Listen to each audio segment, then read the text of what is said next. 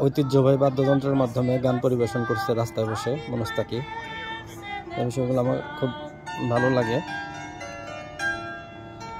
সম্ভবত তার ছেলেকে সাথে নিয়ে গান গাচ্ছে একটি ঐতিহাসিক বাদ্যযন্ত্রের মাধ্যমে।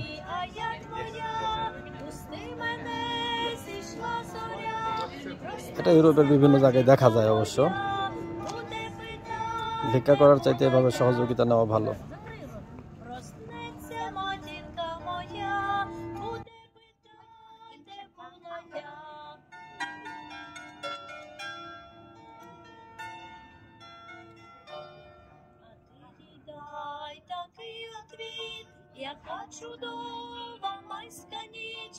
গানের সুরটা কিন্তু সুন্দর, যদিও আমি ভাষা বুঝতেছি না, কিন্তু গানের সুরটা সুন্দর।